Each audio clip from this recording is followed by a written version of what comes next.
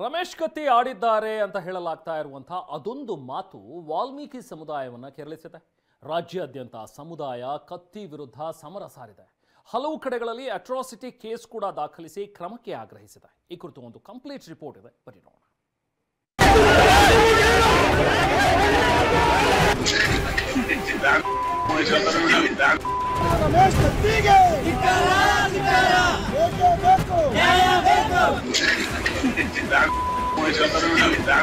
ಬೆಳಗಾವಿ ನಿನ್ನೆ ರಣರಂಗವಾಗಿತ್ತು. DCC bank ಗದ್ದುಗೆ ಹಿಡಿಯಲು ಭಾರಿ ಹೈಡ್ರಾಮಾ ನಡೆದಿತ್ತು. ಜಾರಕಿಹೊಳಿ ಬ್ರದರ್ಸ್ಗೆ ಸೆಡ್ಡು ಹೊಡೆದಿದ್ದ ರಮೇಶ್ ಕತ್ತಿಗೆ ಫಲಿತಾಂಶದಲ್ಲಿ ಮುಖಭಂಗವೂ ಆಗಿತ್ತು. ಇಷ್ಟೆಲ್ಲ ಆಗಿ ಮುಗಿಯೋ ಹೊತ್ತಿಗೆ ಇದೀಗ ರಮೇಶ್ ಕತ್ತಿ ವಿರುದ್ಧ ವಾಲ್ಮೀಕಿ ಸಮುದಾಯ ರಾಜ್ಯಾದ್ಯಂತ ಸಿಡಿದೆದ್ದಿದೆ. ಅದಕ್ಕೆ ಕಾರಣ ಕತ್ತಿ ಆಡಿದ್ದ ಈ ಮಾತು.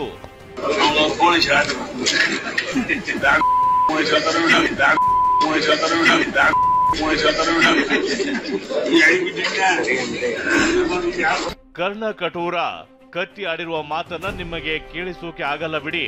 ಆದ್ರೆ ಇದೇ ವಿಡಿಯೋ ವೈರಲ್ ಆಗ್ತಿದ್ದಂತೆ ಕತ್ತಿ ಸ್ಪಷ್ಟನೆ ಕೊಟ್ಟಿದ್ರು.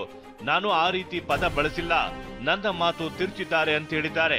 ಆ ಒಂದು ವಿಡಿಯೋವನ್ನು ತಿರುಚಲಾಗಿದೆ ಅನ್ನೋದು ಮತ್ತೊಮ್ಮೆ ಸ್ಪಷ್ಟಪಡಿಸ್ತಾ, ಆದರೂ ಸಹಿತ ಆ ಒಂದು ನನ್ನ ಮಾತಿನಿಂದ ಯಾರಾದರೂ ನೋವಾಗಿದ್ರೆ, ಸಮಾಜದಲ್ಲಿ ಹಿರಿಯರಿಗೆ, ಕಿರಿಯರಿಗೆ, ಸಹೋದರ ಮಿತ್ರರಿಗೆ ನೋವಾಗಿದ್ರೆ ಆ ಮನೆಯ ಮಗನಾಗಿ, ತಮ್ಮನಾಗಿ, ಅಣ್ಣನಾಗಿ ನಾನು ಈ ಸಂದರ್ಭದಲ್ಲಿ ವಿಷಾದವನ್ನು ವ್ಯಕ್ತಪಡಿಸ್ತೇನೆ.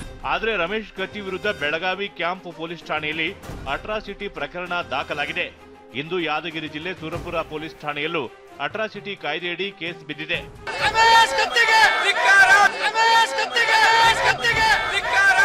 ಈ ನಡುವೆ ರಮೇಶ್ ಕತ್ತಿ ವಿರುದ್ಧ ವಾಲ್ಮೀಕಿ ಸಮುದಾಯ ಬೀದಿಗಿಳಿದಿದೆ. ಬೆಳಗಾವಿಯಲ್ಲಿ ರಮೇಶ್ ಕತ್ತಿ ವಿರುದ್ಧ ಬೃಹತ್ ಪ್ರತಿಭಟನೆ ನಡೆಸಲಾಯಿತು. ಹುಕ್ಕೇರಿಯಲ್ಲಿ ಸತೀಶ್ ಜಾರಕಿಹೊಳಿ ಅಭಿಮಾನಿಗಳು ಟೈರ್ಗೆ ಬೆಂಕಿ ಹಚ್ಚಿ ರಸ್ತೆ ತಡೆದು ಆಕ್ರೋಶ ಹೊರಹಾಕಿದ್ದಾರೆ. ದಾವಣಗೆರೆಯಲ್ಲಿ ಮಾತನಾಡಿದ ವಾಲ್ಮೀಕಿ ಗುರುಪೀಠದ ಪ್ರಸನ್ನಾನಂದ ಪುರಿಶ್ರೀ ಕತ್ತಿ ವಿರುದ್ಧ ಸರ್ಕಾರ ಕ್ರಮ ಕೈಗೊಳ್ಳಬೇಕು ಎಂದು ಆಗ್ರಹಿಸಿದ್ದಾರೆ. ಸರ್ಕಾರಕ್ಕೆ ಒತ್ತಾಯವನ್ನು ಮಾಡ್ತಾ ಇದ್ದೇವೆ.